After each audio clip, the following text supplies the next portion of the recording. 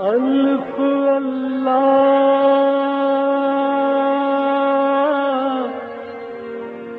چمبے دی بوٹی میرے من وچ مرشد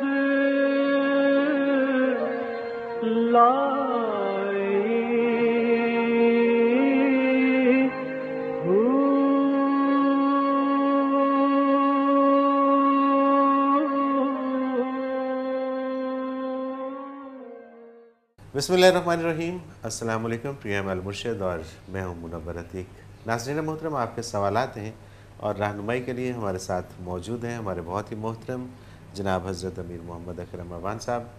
آپ سلسلہ نقشبندیہ اویسیہ کے شیخ ہیں، مترجم قرآن ہیں، مفکر قرآن ہیں، شاعر ہیں، ادیب ہیں، بہت سے حوالے ہیں آپ کے تعارف کے۔ حضرت جی بہت شکریہ، آپ نے وقت دیا۔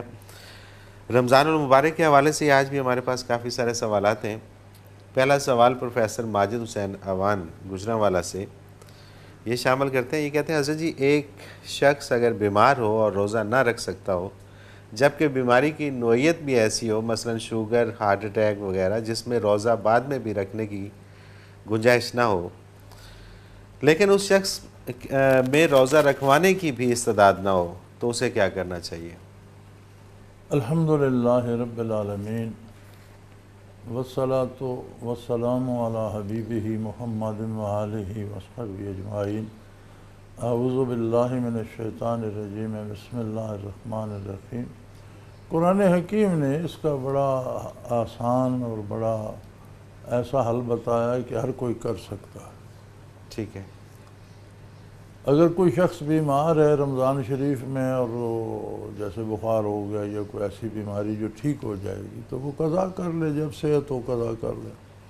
اگر کوئی ایسا بیمار ہے، پیر فرتوت ہے، بزرگ آدمی، عمر رسید ہے، واپس صحت میں آنے کی، یا بیماری ایسی ہے ڈائبٹیز یا ہارٹ اٹیک یا کوئی اس طرح کی جس سے صحت مند ہونے کی امید نہیں، تو اس کے لیے ایک بندے کا کھانا کفارہ ہے جیسا وہ خود کھاتا ہے۔ ٹھیک ہے۔ یہ کوئی نہیں کہ اس نے 500 روپے دینے ہیں یا 5000 دینے ہیں۔ ٹھیک ہے، جیسا وہ خود کھاتا ہے جیسا وہ کھلا خود سکتا ہے۔ صبح شام کھاتا ہے بالکل ٹھیک ہے۔ اتنا ایک دن کا کھانا کسی مسکین کو کھلا دے۔ اور یہ تو کوئی مشکل کام یہ تو نہیں کوئی ہے۔ مشکل نہیں، خود تو کھاتا ہی ہے۔ جی ہاں، اگر وہ خالی روٹی لسی کے ساتھ کھاتا ہے تو وہ اس کا کفارہ بھی اتنا ہی ہے۔ صحیح، بالکل ٹھیک۔ یعنی ہر آدمی کا کفارہ اتنا ہے جتنا وہ خود جس معیار کا کھانا کھاتا ہے اس معیار کا کھانا یا اس کی قیمت کسی مسکین کو دے دے۔ صحیح، تو یہ تو کوئی مشکل نہیں۔ یہ تو مشکل نہیں۔ اصل میں ہوتا یہی ہے کہ اہتمام کیے جاتے ہیں، جب روزہ رکھوانا ہو یا کھلوانا ہو تو نہیں پھر نہیں نہیں، وہ تمام تو کچھ غیر ضروری ہیں۔ لوازمات ہیں اور وہ نہیں، ساتھ وہ غیر ضروری وہ غیر چیز ہے۔ ضروری وہ ہماری رسومات ہیں، وہ کوئی دین کا وہ حصہ دین نہیں کا ہے۔ حصہ نہیں ہے، رسومات ہیں۔ ٹھیک ہے۔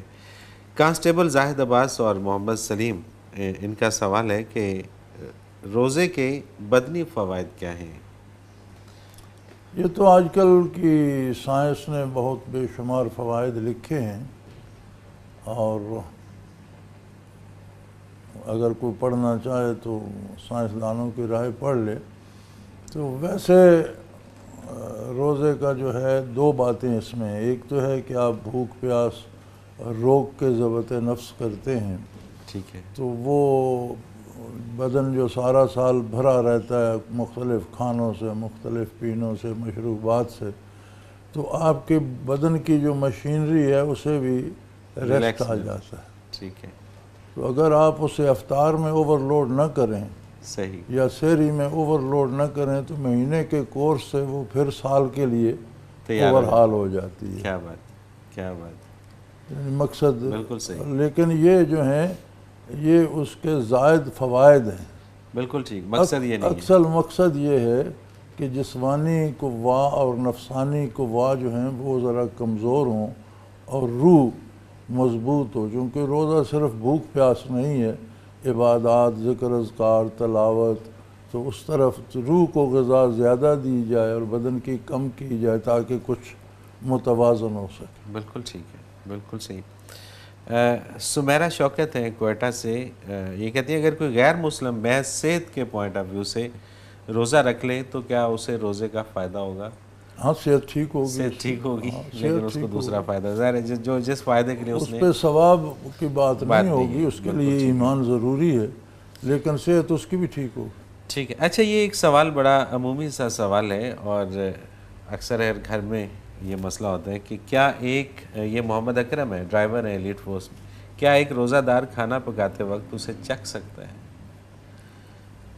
یہ ایک گنجائش علماء نے کی ہے، ایسی خواتین جن کے میاں یا سسر یا کھانے والے سخت مزاج ہیں یا معمولی بات پہ شور ڈانٹ ڈال ڈپٹ کر- دیتے ہیں، ٹھیک ہے، تو وہ اتنا نمک مرچ چکھ سکتی ہے کہ جسے غذا نہ کہا جائے، صحیح، یعنی ذرا سا انگلی سے لگا کے نوکے زبان پہ رکھ لیں تو وہ کوئی کھانا نہ بنے یا کوئی چیز اس طرح کی نہ ہو، صحیح، ٹیسٹ کی حد تک، ٹیسٹ کی حد تک، وہ بھی مجبوری کی حالت میں کہ گھر میں فساد نہ ہو۔ اور مرد تو نہیں کر سکتا ایسا؟ مرد اگر باورچی ہے تو وہ بھی کر سکتا ہے۔ اچھا، اس کو بھی اگر نوکری کا خطرہ ہے یا ہاں، کوئی کر ایسا، ٹھیک ہے۔ یہ پھر ایک کانسٹیبل ہیں جی فیضان علی لاہور سے، یہ کہتے ہیں اگر اعتکاف میں بیٹھا ہوا شخص کسی مجبوری سے اعتکاف کو ترک کر دیتا ہے تو اس کا گناہ ہوگا یا نہیں؟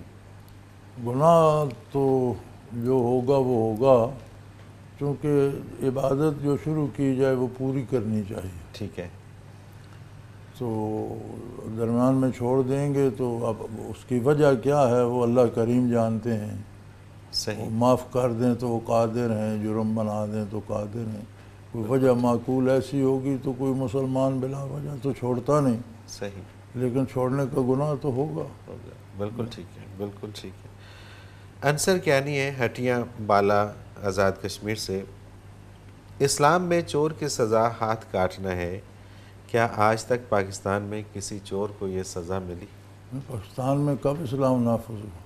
اسلامی جمہوریہ پاکستان میں؟ نہیں، وہ تو نام ہے نا، آپ کسی کا نام اسلام خان رکھ دیں، اسے کلمہ بھی نہ پڑھائیں تو وہ عالم تو نہیں ہو جائے گا نا، صحیح، تو ملک کا نام رکھ دینا تو نہیں، آپ کا قانون تو وہی ہے جو انگریز نے بنایا تھا، اسلامی قانون تو آپ کا کوئی بھی نہیں ہے۔ ٹھیک ہے، آپ کے سارے قوانین جو ہیں، بلکہ میں نے کئی دفعہ سیشن جج حضرات سے، ہائی کورٹ کے ججز سے، سپریم کورٹ کے ججز سے میں نے سوال کیا کہ آپ ایک بندے کو ڈیتھ سینٹنس دیتے ہیں، سزائے موت دیتے ہیں، آپ اس سے جھوٹ بولتے ہیں۔ ہم کون سا جھوٹ بولتے ہیں؟ میں نے کہا آپ اسے کہتے ہیں کہ آپ کو تعزیرات پاکستان 300 دفعہ 302 کے تحت سزا موت دی جاتی ہے، مجریہ 1886، کیا بات، پاکستان بنا 1947 میں، قانون بنا 1886 میں، آپ کہتے ہیں تعزیرات پاکستان، یار کو خدا کا خوف کرو۔ صحیح بات ہے، صحیح بات ہے، لیکن جی ہم کیا اس میں کریں، تعزیرات سسٹم ہی ایسا ہے۔ پاکستان کہاں سے؟ تو ہمارا جو نظام تعلیم کا بھی ہے، یا ہمارا جو نظام عدالت کا ہے، یا ہمارا جو نظام مالیاتی ہے، جو نظام سیاسی ہے، یہ سارے وہ ہیں جو انگریز ہمیں وراثت میں دے کے گیا، کسی میں کوئی اسلامی تبدیلی نہیں آئی، بلکہ گزشتہ پون صدی میں ہماری حکومتوں نے جو اسلامی معلومات، آپ بچوں کا نصاب دیکھیں، جو معلومات انگریز کے دور میں مہیا کی جاتی ہیں آج وہ بھی نہیں ہیں، اس سے کم کر دی، بہت حد تک کم کر دی گئی۔ بالکل ٹھیک ہے، تو جب اسلام میں اسلامی قانون ہی پاکستان میں نہیں ہے تو سزا کیسے جاری ہوگی؟ بالکل صحیح، بالکل صحیح۔ یہ تو ایک بہت بڑا ٹاپک ہے، اس پہ جتنی بھی بات کی جائے یہ تو بڑی لمبی بات ہے، لمبی بات ہو سکتی ہے اس میں، کیونکہ اس کے بہت سارے پہلو ہیں کہ جس میں ہم اپنے آپ کو مسلمان بھی کہتے ہیں اور دوسری طرف اسلامی ملک بھی کہتے ہیں اور ہم ہیں بھی نہیں۔ اسامہ منی باؤدین سے، خواجہ معین الدین چشتی اجمیری کے پاس ایسی کیا چیز تھی کہ 90 سال کی عمر میں اجمیر جیسی ریاست میں 1.25 لاکھ افراد کو مسلمان کر دیا؟ اللہ کا نام تھا، دل میں خلوص تھا، للہیت تھی، اور اللہ کا نام تھا، اور تو کوئی طاقت نہیں تھی۔ صحیح، یہ صوفیاء جو ہوتے ہیں ان کا ہر لمحہ ذکر الہی سے مزین ہوتا ہے، یہ اس طرح کے لوگ ہوتے ہیں، ان کے پاس طاقت صرف اللہ کے نام کی ہوتی ہے، اور اس کیفیت میں جب اس کیفیت میں جب بات نکلتی ہے تو وہ کافروں کے دل پہ بھی اثر کر جاتی ہے۔ بے شک، بے شک، بالکل صحیح۔ ایک اور سوال ہے، انہوں نے نام نہیں لکھا اپنا، قرآن پاک پڑھ کر اگر کسی زندہ انسان کو ایصال ثواب کیا جائے تو کیا اس کی عادات اور فطرت میں تبدیلی آتی ہے؟ ثواب تو اسے مل جائے گا۔ ٹھیک ہے، اب آپ نے دوا تو دے دی، بیماری کی حد کیا ہے؟ آپ نے 1 چمچ دوا دی ہے، شاید بیماری کو 10 چمچ چاہیے۔ بالکل صحیح ہے، بالکل اس کی عادات کتنی بگڑی ہوئی ہیں، اسے کتنے ختم قرآن چاہیے، یہ تو میرے اور آپ کے پاس نہیں ہے۔ بالکل ٹھیک تو اگر تھوڑی بیماری ہوگی تو جلد شفا ہو جائے گی، صحیح، زیادہ ہوگی تو آپ پھر مسلسل محنت کرتے رہیں جب تک ٹھیک نہیں ہوتا۔ بالکل صحیح، بالکل صحیح، لیکن اثر تو بہرحال ہوگا۔ بالکل ٹھیک ہے۔ سعدیہ ہیں سرگودا سے، ان کے 3 سوال ہیں، مطلب ایک ہی جیسے 3 سوال ہیں کہ بیعت کیا ہے، بیعت کس طرح یا کیا کرنے سے ٹوٹ جاتی ہے، کیا تجدید بیعت ممکن ہے؟ بیعت ایک معاہدہ ہے جو سنت ہے نبی کریم صلی اللہ علیہ وسلم کی، قرآن کریم میں بھی اس کا ذکر ہے، مردوں نے بھی بیعت کی، خواتین نے بھی کی۔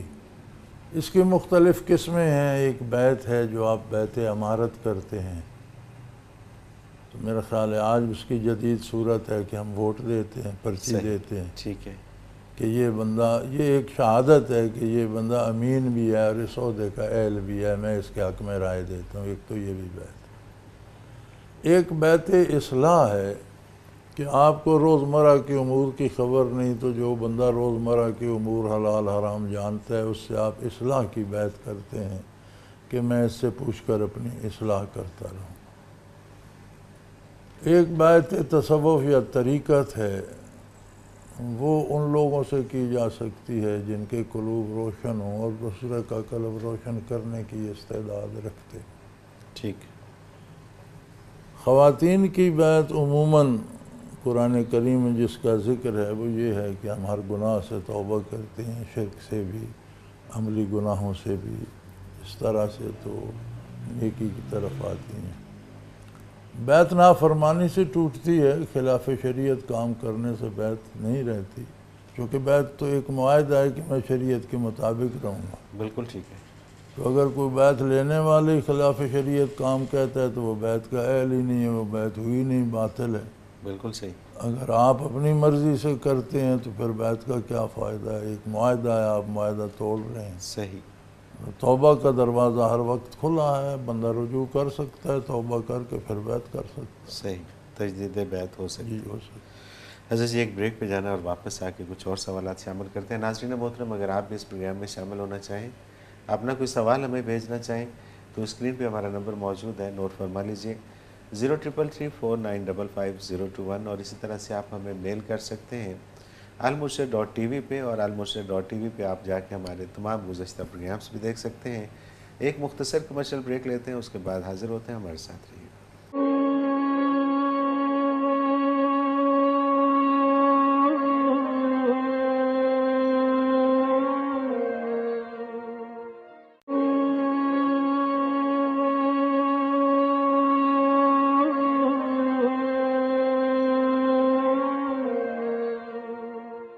پروگرام میں ایک بار پھر خوش آمدید ناظرین محترم۔ آپ کے سوالات اور رہنمائی کے لیے ہمارے ساتھ موجود ہمارے بہت ہی محترم جناب حضرت امیر محمد اکرم اعوان صاحب۔ حضرت جی اگلا سوال شامل کرتے ہیں، احمد ہیں سکھر سے، یہ کہتے ہیں کہ میں شادی شدہ ہوں، دوسری شادی کرنا چاہتا ہوں، پہلی بیگم اجازت نہیں دیتی، دونوں کو خوش رکھ سکتا ہوں، میرے لیے شرعی کیا ہوگی؟ خوش کیا خاک رکھ سکتے ہیں؟ جب وہ اجازت ہی نہیں دیتی تو آپ نے خوش کیا رکھا؟ کیا رکھنا ہے؟ بالکل ٹھیک خوش بات، رکھا ہوتا تو اجازت دے دیتی تو وہ آپ کے ساتھ ہوتی۔ بہت اچھے، ہاں جی، ان کے سوال پہ تو جواب۔ دوسری شادی کی یہ قید ہے قرآن میں کہ آپ 2، 3، 4 شادیاں کر سکتے ہیں، لیکن اس شرط پر کہ چاروں کے مساوی حقوق ادا کر۔ ٹھیک ہے، اللہ تعدلوا، اگر آپ عدل نہیں کر سکتے فواحدہ، پھر ایک ہی شادی کافی۔ ٹھیک ہے، تو شادی کی بنیاد جو قرآن کریم میں ہے وہ محض شہوت رانی نہیں ہے، محسنین غیر مسافقین، عمر بسر کرنے کے لیے، محض شہوت رانی کے لیے نہیں۔ ٹھیک ہے، اگر آپ محض شہوت رانی کے لیے دوسری شادی کرنا چاہتے ہیں تو اس کی تو ویسے بھی اجازت نہیں۔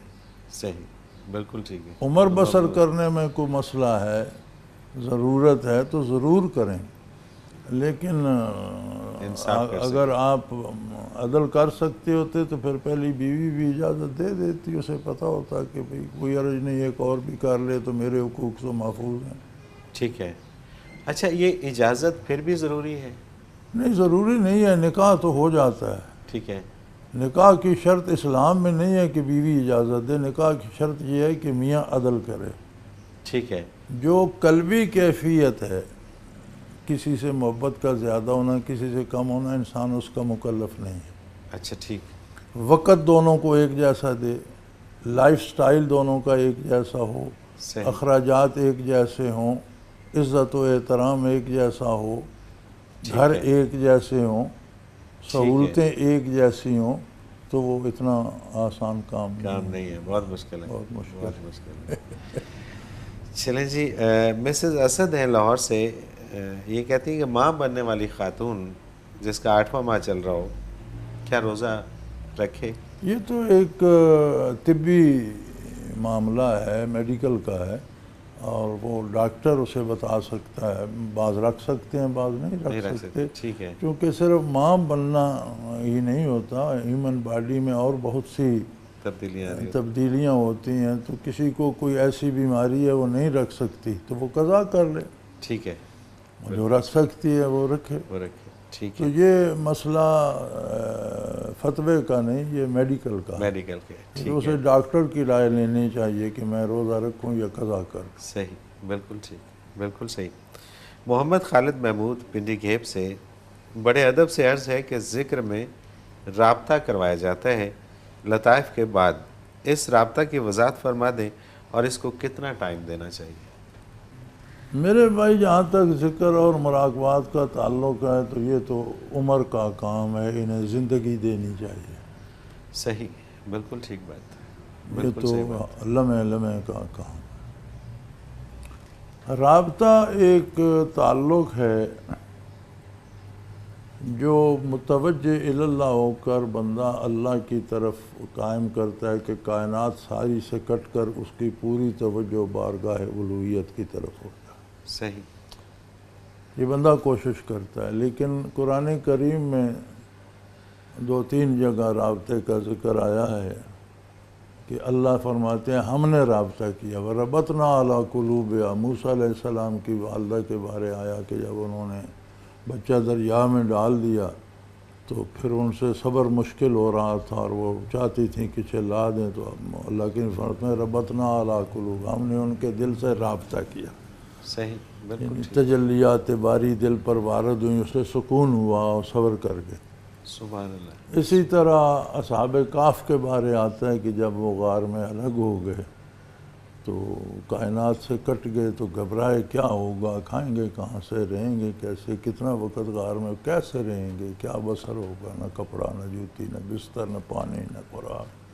تو فرمایا ربطنا علی قلوبہم، ہم نے ان کے دلوں سے رابطہ کیا، انہیں قائم کر دیا کہ سبحان اللہ، ڈٹ جاؤ۔ سبحان اللہ۔ تو یہ اللہ کی طرف سے، تو جو اللہ کی طرف سے ہوتا ہے وہ مؤثر ہوتا ہے ہر حال میں۔ صحیح۔ جب بندہ کوشش کرتا ہے کہ میں رابطہ کروں، وہ اپنی حیثیت کے مطابق کرتا ہے، تو جتنا زیادہ وقت اسے آپ دیں گے اتنا زیادہ وہ مضبوط ہوگا۔ بالکل ٹھیک، بالکل صحیح۔ اعتبار حسن ہے مانچسٹر سے، یہ کہتے ہیں حضرت جی مساجد نمازیوں سے بھری پڑی ہیں لیکن پھر بھی مسلمان قوم زوال کا شکار ہے، آخر مسنگ لنک کہاں ہے؟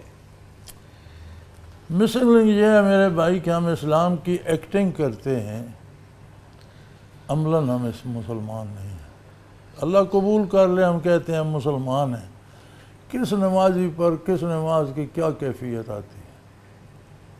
بالکل صحیح۔ مساجد بھری ہوئی ہیں لیکن کتنے نمازی ہیں کہ جو نماز پڑھ رہے ہیں۔ ایک عام تحصیلدار کی عدالت میں چلے جائیں تو باہر نکلیں تو ان پر یا خوف ہوگا یا خوشی ہوگی صحیح بات، کہ جی صاحب میرے خلاف بات کر رہا تھا، یا صاحب نے مجھ پر بہت مہربانی کی۔ بالکل صحیح۔ دو میں سے ایک کوئی کیفیت۔ نماز پڑھ کے بھی کسی پہ کوئی کیفیت آتی ہے بالکل ٹھیک، بالکل ٹھیک۔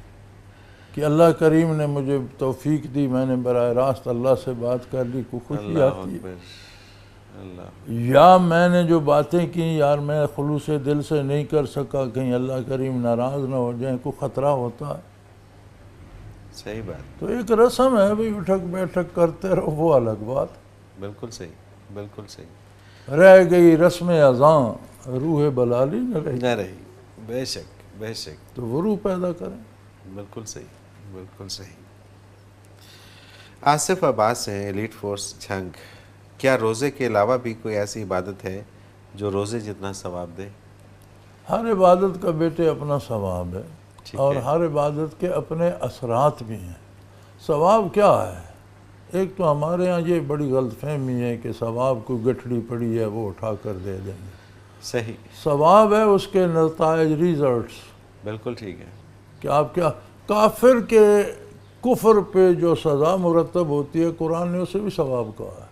صحیح، حل صبح بل کفار و ما کانوا یفعلون، کافروں کو اور کیا ثواب ہوگا، جو ان کا کردار ہے وہی ہوگا۔ صحیح، بالکل ٹھیک، تو یہ جو نتائج ہیں اعمال کے، اسے ثواب کہا گیا ہے۔ صحیح، اگر آپ نیکی کرتے ہیں اس کا نتیجہ اس دنیا میں بھی بہتر ہوگا، اگلی دنیا میں بھی بہتر ہوگا۔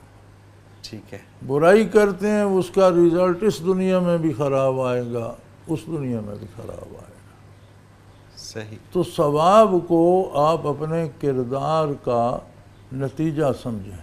بالکل صحیح، بالکل صحیح، اب ہر عمل کا نتیجہ اپنا ہے بھئی، اسے کمپیریزن کرنے کی کیا ضرورت ہے؟ اب کوئی تو کمپیریزن کرتا ہے کہ دال کھائیں تو کتنا مزہ آئے گا، سبزی کھائیں تو کتنا، دال دال ہے، سبزی سبزی ہے، گوشت گوشت ہے، ظاہر ہے، ہر ایک کا اپنا مزہ ہے، اسے کمپیریزن کرنے کی کیا ضرورت ہے؟ بالکل صحیح بات، بالکل صحیح بات، بالکل ہم صحیح، چور دروازے ڈھونڈتے ہیں کہ چلو روزہ نہیں رکھیں گے، یہ کام کر لیں گے تو روزے جتنا ثواب ہو مل جائے، جائے ایسا گا۔ نہیں ہوتا۔ دال اور یہ کھائیں گے تو وہ دال ہی ہوگی، گوشت کھائیں گے تو گوشت ہی ہوگا۔ اور یہ بہت لوگوں میں یہ ابہام پایا جاتا ہے، اور یہ ایک غلط فہمی ہے کہ پتہ نہیں ثواب اسی طرح جس طرح آپ نے اس کی وضاحت کی، وہ سمجھتے ہیں کہ گٹھڑی سی ہے جو ہمیں مل جانی ہے، اور یہ اتنا ڈھیر سارا کوئی سونے کا ڈلا لگ پڑا جائے ہے، گا، ساتھ سے کاٹ کے ٹھیک دے ہے، دیتے ہیں۔ اس کا بڑا ثواب ہوگا، نہیں، وہ کیا ہوگا، یہ بڑا اچھا، اور یہ بہت سارے لوگوں کو نہیں آپ پتا کے کردار کے نتائج کہ ہیں، ثواب، جسے بالکل ثواب صحیح، کہا گیا۔ بالکل صحیح، یہ بہت اچھی وضاحت آپ نے اس۔ کانسٹیبل غلام عباس ہیں جی، یہ کہتے ہیں ہر شخص کے ساتھ شیطان ہے جبکہ شیطان تو ایک ہے، اس کی وضاحت فرما دیجیے۔ ہر شخص کے ساتھ رحمان بھی ہے جبکہ رحمان اللہ بھی ایک ہی ہے، کیا اللہ تعالیٰ روحانی طور پہ سب کے ساتھ ہے یا کسی اور طرح سے؟ آپ کو تھوڑی سی غلطی لگ رہی ہے، بلکہ بہت بڑی غلطی لگ رہی ہے۔ رحمان ایک ہے، شیطان مخلوق ہے، جنوں میں سے ہے، اور وہ اسی طرح ہیں جس طرح انسان بے شمار ہیں، اسی طرح جنات بھی بے شمار ہیں، پھر شیطان اس سے زیادہ ہیں۔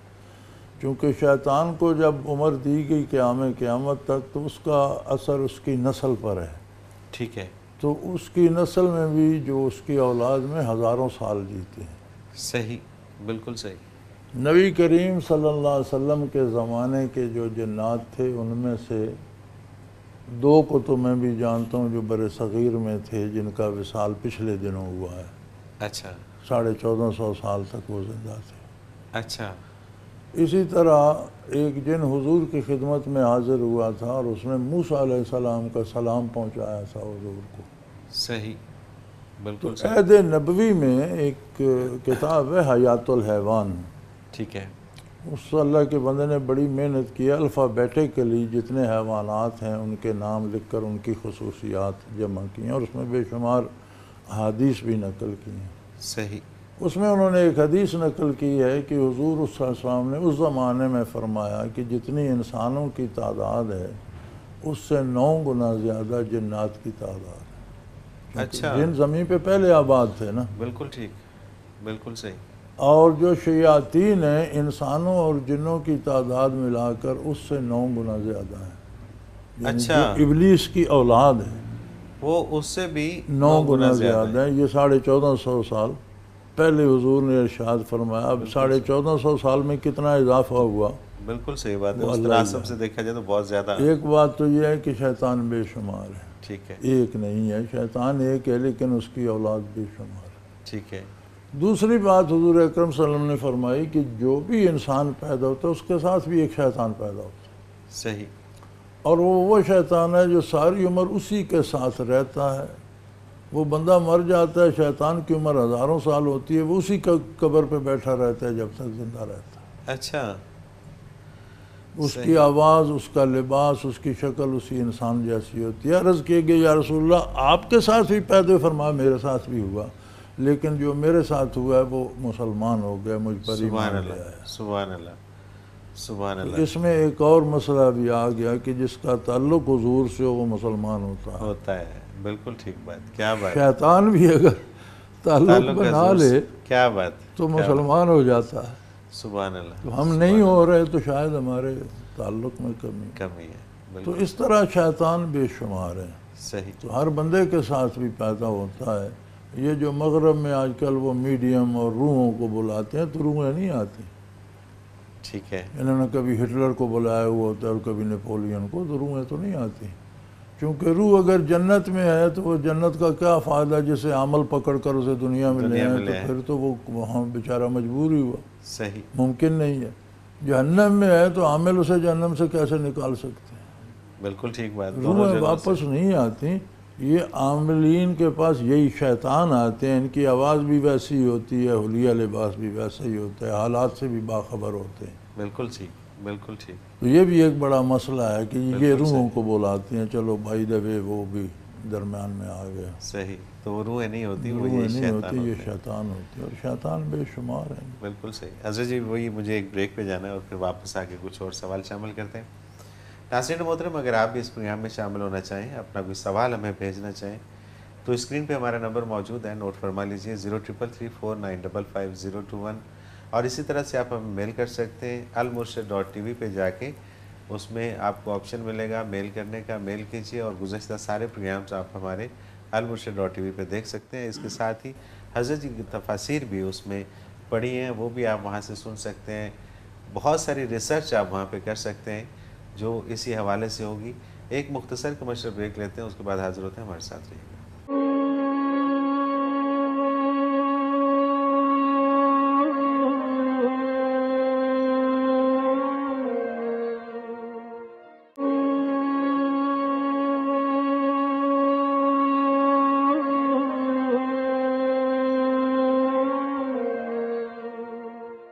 پروگرام میں ایک بار پھر خوش آمدید ناظرین محترم. آپ کے سوالات اور رہنمائی کے لیے ہمارے ساتھ موجود ہمارے بہت ہی محترم جناب حضرت امیر محمد اکرم امان صاحب. حضرت جی اگلا سوال شامل کرتے ہیں. آپ کے پہلے سوال کا ایک حصہ رہ گیا. جی جی ضرور ضرور. وہ جو نے کہا کہ رحمان بھی ایک ہے، رحمان واقعی ایک ہے، واحد لا شریک ہے. وہ ہر بندے کے ساتھ کیسے ہے، اسے معیت باری کہتے ہیں. صحیح. اللہ کا ساتھ ہونا. سبحان اللہ. اس کی ذات اتنی عظیم ہے کہ رائی کا دانہ اگر آپ ایک انسان کے ہاتھ پہ رکھیں تو انسان اس سے محیط ہے، اس کی تو کوئی حیثیت ہی نہیں. اللہ اکبر. رائی کے دانے کی حیثیت ہے، عظمت الہی کے مقابلے میں مخلوق کی کوئی حیثیت نہیں ہے. ہر چیز ہمہ وقت اس کے روبرو. بے شک بے شک. اس کا علم حضوری ہے، نہ اس میں ماضی ہے نہ مستقبل. جو کچھ گزر چکا وہ بھی اس کے سامنے حاضر ہے. سبحان اللہ. جو آئندہ ہونے والے ہیں اس کے سامنے وہ بھی حاضر ہے. اس کا علم حضوری ہے، نہ اس میں ماضی ہے نہ مستقبل، حال ہی حال. سبحان اللہ. کس بندے کے ساتھ کس طرح ہے یہ معاملہ اس نے بندے پر چھوڑ دیا. اللہ اکبر. جو بندہ جیسا تعلق اس کے ساتھ رکھنا چاہتا ہے ویسے اس کی معیت اس کے ساتھ. سبحان اللہ. کافر کے ساتھ اور طرح سے، گستاخ کے ساتھ اور طرف سے، مومن کے ساتھ اور طرح سے، اطاعت گزار کے ساتھ اور طرح سے. یہ اس نے بندے پہ چھوڑ دیا کہ تم کس طرح کی معیت چاہتے ہو. اللہ اکبر. بے شک. تو یہ حاصل کیجئے. چونکہ کیفیات ہیں تو یہ الفاظ میں نہیں آتی. آپ معیت باری حاصل کریں کہیں سے تو پھر آپ کو پتہ چلے گا. بالکل صحیح، بالکل صحیح. یہ غلام محمود ہیں، یہ ایس آئی ہیں لاہور سے. انہوں نے سوال کیا ہے دوران نماز مجھے مختلف قسم کی دلیلیں آتی رہتی ہیں، براہ کرم ان سے بچنے کا وظیفہ بتا دیجیے.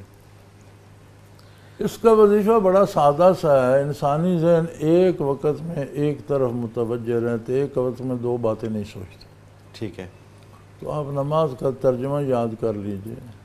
جب آپ الفاظ ادا کریں دھیان ترجمے کی طرف رکھیں کہ میں بارگاہ الوہیت میں کیا عرض کر رہا ہوں، کیا بالکل بات ٹھیک۔ کر رہا ہوں، تو توجہ اس طرف رہے گی، انشاءاللہ خیالات نہیں آئیں گے۔ بالکل صحیح، اور کوئی خیال آئے تو اس طرف متوجہ نہ ہو، اسے رد کر دیں تو وہ چلا جائے گا۔ صحیح، مصیبت یہاں ہوتی ہے کہ جب خیال آتا ہے تو ہم اسے سوچنا شروع کر دیتے ہیں تو پھر وہ جم جاتا ہے۔ بالکل ٹھیک بات ہے، بالکل صحیح بات ہے۔ ڈاکٹر تہمینہ حسین، انہوں نے جگہ کا نام نہیں لکھا، حضرت جی اپنے آپ سے وفا کیسے کی جائے؟ یہ تو بڑا مشکل سوال ہے، کیونکہ ہم ساری عمر اپنے آپ ہی سے تو بے وفائی کرتے ہیں۔ اللہ اکبر، کوئی بندہ ایمان لاتا ہے تو اللہ پر احسان نہیں کرتا، اپنے آپ پر احسان کرتا۔ کوئی بندہ اتباع رسالت کرتا ہے تو نبی کریم پر احسان نہیں کرتا، نہ اللہ پر احسان کرتا، اپنے آپ پر احسان کرتا۔ سبحان اللہ، سبحان اللہ، بے شک، اپنے آپ کو اللہ کے غضب سے بچا رہا ہے، اپنے آپ کو اللہ کے انعامات دلوا رہا ہے، اپنے آپ کے لیے فضا سازگار کر رہا ہے، تو اپنے سے وفا یہی ہے اللہ مقدور بھر اطاعت نبوت کو اپنا لیا جائے۔ تو یہ نبی کریم پر احسان نہیں، نہ اللہ پر، یہ اپنے آپ سے وفا ہے۔ کیا بات ہے، کیا بات ہے، سبحان اللہ، سبحان اللہ، اور جو ہم غلطیاں کرتے ہیں یہ اپنے آپ سے بے وفائی کرتے ہیں، اس کی سزا خود کو بھگتنی پڑے گی۔ بالکل صحیح، بالکل صحیح، تو یہ تو بڑا بہت خوبصورت جواب، بہت خوبصورت، مشکل سوال ہے۔ بہت آسان جواب۔ انہی کا دوسرا سوال ہے کہ روحانیت میں ترقی درجات کا مدار کس پر ہے؟ خلوص پر، خلوص پر، صرف اعمال پر نہیں، کردار بھی ہو اور خلوص بھی۔ وہ خلوص نہیں ہے جس میں کردار نہیں ہے، یعنی ایک بندہ کہ مجھے بڑا پرخلوص ہوں میں اللہ کے لیے، دین کے لیے، لیکن نماز بھی نہیں پڑھتا، تو خلوص کہاں ہے؟ صحیح، خلوص ہوگا تو کردار ہوگا، خلوص بغیر کردار کے نہیں ہوتا۔ کردار بغیر خلوص کے ہو سکتا ہے، آپ نقل کر سکتے ہیں، آپ ڈرامہ بازی کر سکتے ہیں، بظاہر نیک بن سکتے ہیں، اندر سے نیک نہیں ہوتے۔ کردار بغیر خلوص کے بھی ہوتا ہے، ہوتا ہے، بالکل ٹھیک، لیکن خلوص بغیر کردار کے نہیں ہوتا۔ خلوص ہوگا تو بہتر کردار بھی ساتھ ہوگا، سبحان اللہ، بالکل صحیح، تو بالکل خلوص کو اپنا۔ خلوص کو اپنائیں، یہ ایک بہترین طریقہ ہے۔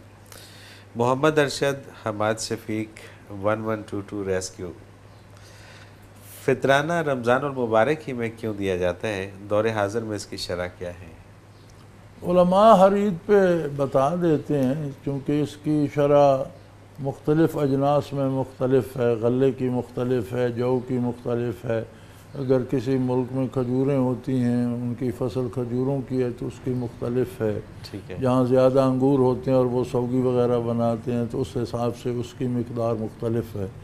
تو ہمارے ہاں عموماً چونکہ مین فصل ہماری بر صغیر میں غلہ ہی ہے، ٹھیک ہے، تو علماء غلے کی قیمت کا اندازہ کر کے عید سے پہلے وہ بتا دیتے ہیں۔ صحیح، فطرانہ ہماری کمی کمزوریوں کوتاہیوں کو دور کرنے کا ایک کفارہ بھی ہے، اور ایک نظام ہے اسلام کا کہ رمضان شریف میں وہ بندے جو محتاج ہیں، غریب غربا ہیں، جن کے پاس روزی نہیں ہے، انہیں بھی شامل کیا جائے رمضان کی خوشیوں میں، عید کی خوشیوں میں۔ صحیح، تو عید کی نماز سے پہلے ادا کر لینا چاہیے، لیکن یہ ضروری نہیں کہ عید کے روز ہی دے، سارا رمضان دے سکتا ہے۔ اور اس کا جو ظاہری جو ہے فائدہ وہ یہ ہے کہ وہ جو بندے محتاج ہیں وہ بھی سحری افطاری کی خوشیوں میں یا اپنے رمضان بھی آرام سے رکھ لیں، ٹھیک ہے، یا اور عید کی خوشیوں میں بچوں شامل کی ہو عید میں شامل ہو جائیں، کہ بچوں کے جوتے کپڑے لے لیں، تو یہ اس کا جو ہے وہ دنیا بھی ہے۔ اور ادروائز اسلام میں جو اللہ کا حکم ہے وہ اللہ کی رضا کے لیے آپ پورا کریں، آپ کو اللہ انعام دے۔ سبحان اللہ، سبحان اللہ، اور اس کے لیے بہتر یہی ہے بہتر یہ کہ پہلے سے پہلے ادا سے کر دیا دیں جائے تاکہ وہ غریبوں کو بھی محتاج ہیں۔ ساتھ ملا رہے۔ بالکل صحیح۔ ازکا میڈیکل سٹوڈنٹ ہیں، بیدیاں روڈ لاہور سے، مجھے کیسے پتہ چلے گا کہ میرا روزہ قبول ہو گیا؟ بڑا اہم سوال ہے، اور میرے خیال میں اللہ ان کے روزے قبول فرمائے جس بندے کو یہ احساس ہو، اسے عموماً توفیق ہو جاتی ہے، ہمیں یہ احساس ہی نہیں ہوتا۔ صحیح، کوئی بھی عبادت، صرف روزہ نہیں، کوئی بھی عبادت، کوئی بھی نیکی کا کام، کوئی بھی اطاعت اس کی قبولیت کی دلیل یہ ہے کہ آئندہ مزید اس کی توفیق ہو جائے اور آپ کی اصلاح ہو. سبحان اللہ، سبحان اللہ. یعنی آپ نے نیکی کی، وہ قبول ہوئی، تو اس کا ایک تو آپ کو ثواب ملے گا، دوسرا اس کا ایفیکٹ عملی زندگی پہ یہ ہوتا ہے کہ برائی چھوٹ جاتی ہے. صحیح، بالکل. اگر آپ کی زندگی سے برائیاں نکل رہی ہیں اور مزید نیکیاں آ رہی ہیں تو قبول ہو گئی. صحیح، بالکل صحیح. اور اگر نہیں ہے، موج میلہ ہی ہے، تو پھر وہ الگ بات ہے. ہر آدمی اپنا تجزیہ خود کر سکتا ہے، دوسرے کا نہیں. بالکل صحیح، بالکل صحیح. اور اندر سے تبدیلی آئی ہے آئی ہے تو کہ اٹ نہیں. مینس کہ وہ قبولیت پہ آپ. حضرت جی، وقت ہمارے پروگرام کا اپنے اختتام کو پہنچ گیا. بہت شکریہ، آپ نے ہمیں وقت دیا. ناظرین محترم، اگر آپ بھی اس پروگرام میں اپنا کوئی سوال بھیجنا چاہیں تو اسکرین پہ ہمارا نمبر موجود ہے، نوٹ فرما لیجیے 033349555021. اور اسی طرح سے آپ ہمیں اگر اپنا سوال کمپیوٹر کے ذریعے، میل کے ذریعے بھیجنا چاہیں تو almurshid.tv ہماری ویب سائٹ ہے، اس پہ جائیے اور وہاں پہ آپشن ہوگا اور اس میں آپ کوسچنس میں جا کے ہمیں اپنا سوال بھیج دیجیے. آپ کا سوال ہم اس پروگرام میں شامل کریں گے، حضرت جی سے رہنمائی لیں گے. اس کے ساتھ ہی آج کے پروگرام کا وقت اپنے اختتام کو پہنچا. منور عتیق کو اجازت دیجیے. اللہ حافظ. لا